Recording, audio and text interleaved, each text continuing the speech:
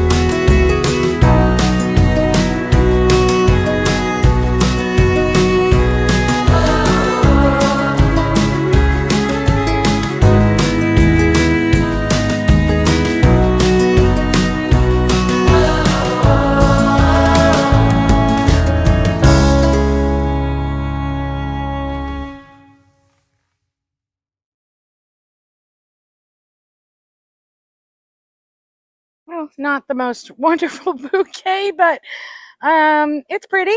I'll put it in a vase inside, spread them out a little bit, see if I can make it look a little bit nicer. But this is pretty much all that was growing that's even something you would cut and bring inside at this point. So I'm going to drop these inside, and then I'll come back out and we'll start on the zinnias. Normally, if you take care of zinnias properly, they are what's called cut and come again, meaning the more flowers that you cut, the more flowers will bloom.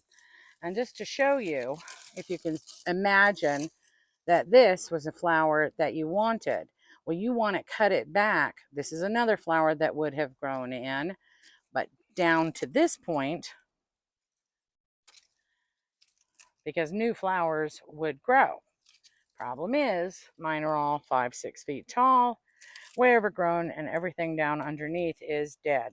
Now, I'm not going to take them completely down, but I'm going to bring them pretty low and just see if they do decide to come back. This is just, a learning experience for me. I have to be very vigilant about taking care of these. And if you're not vigilant with cutting them back, you get this mess. It's awful. And it is growing some flowers, but they're much smaller. They're definitely not as happy. The stems are not as strong. So this is all getting cut back. Again, this is going to look pretty brutal, but I am cutting these pretty far back. I'm going to go to here. I'm going to cut them to be about 6 to 12 inches above the ground.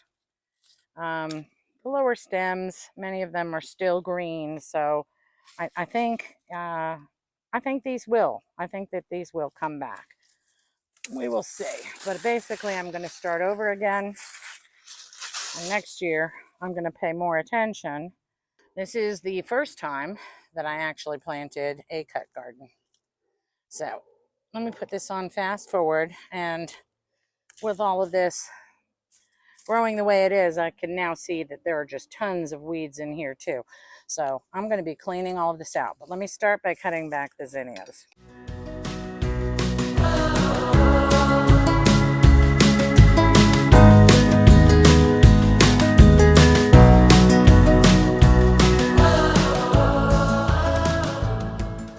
Just a little side note, they were pretty buried back here before the zinnias grew. Gladiolus.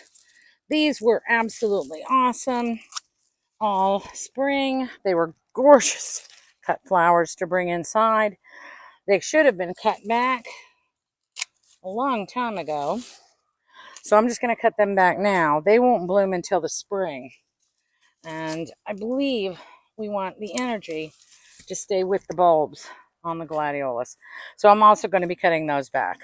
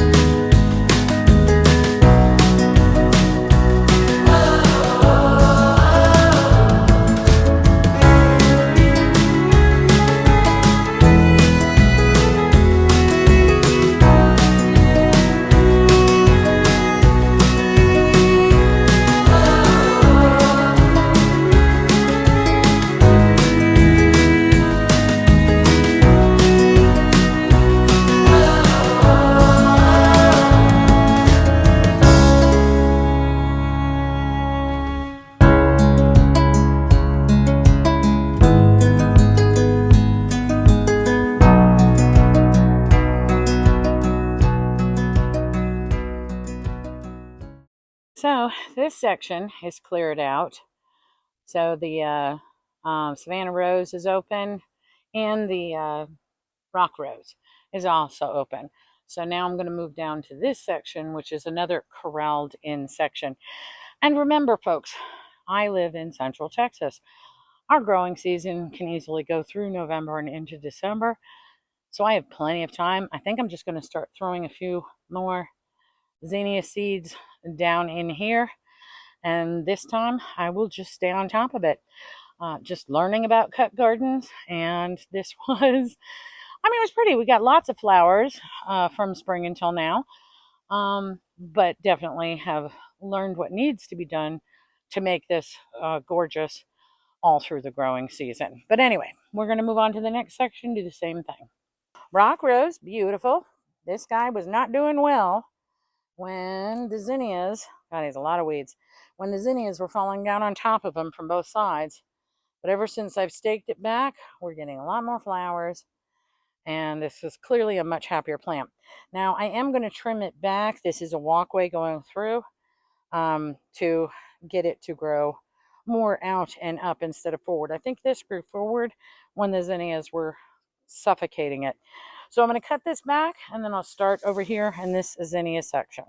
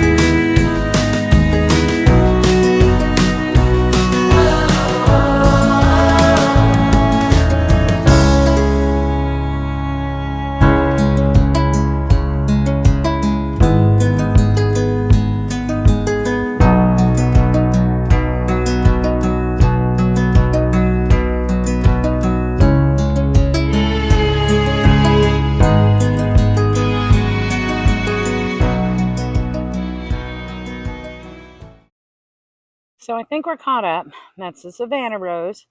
It's going to get a lot more sun over there. Cleared out this area, and I've just decided I'm throwing more zinnia seeds. I'll get a ton of growth in the fall, and I will have learned from my mistakes this spring and summer. Rock rose, completely freed up. Woohoo! So it's already growing flowers ever since I caged in the zinnias. So I think it's going to be just fine. This section, zinnias cut back. And I cut back the, just went blank. I'll put the word up here again, the name of it. But these are bearded iris. I started cutting it and went, well, wait a second, that's bearded iris. I'm going to go double check and make sure that these should be cut back at all, or if they're better just left alone.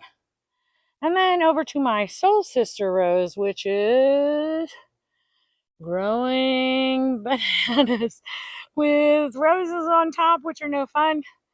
But anyway, I'm going to probably prune that back.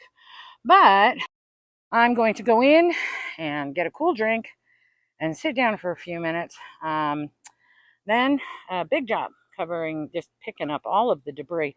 And folks, just a little tip on the side. If you plan to do anything in the garden, and if you have any kind of heat like this at all, leave a good amount of time where you know for sure you're still going to have energy to clean up the mess, because coming out the next day and having that be the first thing you do is never fun.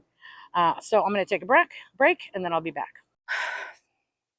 Well, my awesome husband said he's going to clean up all of the debris. Yay! So that's off of my to-do list, thank goodness. Over here is something basic. I have Clerodendrons. I transplanted 3 of them, and I'll put a picture in the corner here of how gorgeous the flowers are. I transplanted 3. 1, 2, 3. These guys have babies like crazy. They pop up everywhere. I love the flowers, but if you're going to grow Clerodendron, folks, you have to be willing to keep up with all of the babies, which, as I have very clearly stated several times, I have neglected several areas of my garden so badly. So I'm going to come in and I'm going to cut back all of the ones I don't want. I want 3 basic ones. Number 1, just for the aesthetics. It is covering some of the other things I'm growing. But I'll tell you the second one, and you can see over here, my plants are suffering. The sprinkler system is not able to get past all of this new Clerodendron growth to water any of the other plants. I have this poor hydrangea, calendula. Anyway, they need more water, and these little ones are getting, well, they're not so little anymore. This is one of the babies. That's the one I planted. No, actually, it's the reverse. This is one I planted. Back there are the ones I don't want. All right, anyway, so I'm going to get back here. I'll put it on fast forward, cut the ones I don't want, throw them out here with the hopes that the sprinkler system will get back to all of this much easier.